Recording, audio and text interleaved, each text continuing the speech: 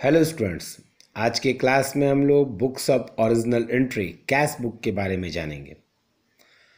Cash book business का subsidiary book होता है। सब्सिडियरी बुक मीन्स सहायक बही, सहायक पुस्तकें। बिजनेस अपने ट्रांजैक्शंस को रिकॉर्ड करने के लिए डिफरेंट टाइप्स ऑफ बुक्स का निर्माण करती है। इनमें कैश बुक एक इम्पॉर्टेंट बुक है। सब्सिडियरी बुक को हम लोग दो पार्ट में डिवाइड करते हैं, subsidiary book 1 and subsidiary book 2। Subsidiary book 1 में हम लोग कैश बुक को रखते हैं और यहाँ केवल और केवल कैश ट्रांजैक्शंस ही रिकॉर्ड किए जाते हैं, जबकि सब्सिडियरी बुक 2 में हम लोग डिफरेंट टाइप्स ऑफ बुक रखते हैं। Purchase book, sales book, purchase return book, sales return book. Subsidiary book 2 में केवल और केवल क्रेडिट ट्रांजैक्शंस रिकॉर्ड किए जाते हैं। हम लोग सब्सिडियरी बुक 1 यानी कैश बुक की बात कर रहे हैं।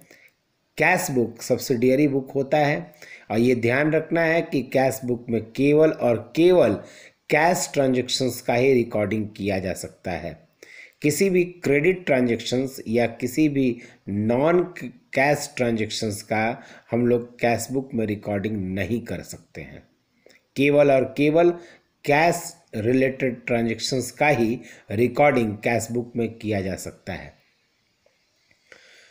ये ध्यान रखेंगे कि हम लोग जब भी कैश बुक बनाते हैं तो इसके पीछे हमारा कुछ मेन उद्देश्य होता है, कुछ उद्देश्य होते हैं। कैश बुक बनाने के पीछे बिजनेस का ये ऑब्जेक्ट है, बिजनेस का ये मोटिव है कि बिजनेस को ये पता चलता रहे कि उसके पास कैश इन हैंड या कैश एट बैंक कितने का है। कैश बुक बनाने के पीछे हमारा मोटिव है कि बिजनेस जितने भी cash receipt and cash payment है उनका रिकॉर्डिंग अच्छे ढंग से कर सके। कैश बुक में हम केवल और केवल कैश ट्रांजैक्शंस को ही रिकॉर्ड कर सकते हैं। कैश बुक रियल अकाउंट के रूल पर बेस्ड होता है। रियल अकाउंट का रूल कहता है debit what comes in, credit what goes out. तो रियल अकाउंट के रूल पर हम लोग कैश बुक का निर्माण करते हैं। बिजनेस में जो भी आता है कैश के थ्रू उसे हम लोग कैश बुक के डेबिट साइड में रिकॉर्ड करते हैं और बिजनेस से जो भी जाता है कैश के थ्रू उसे हम लोग कैश बुक के क्रेडिट साइड में रिकॉर्ड करते हैं। कैश बुक 4 प्रकार के होते हैं। सिंपल कैश बुक जिसे हम लोग सिंगल कॉलम कैश बुक भी कहते हैं। सेकंड है डबल कॉलम कैश बुक।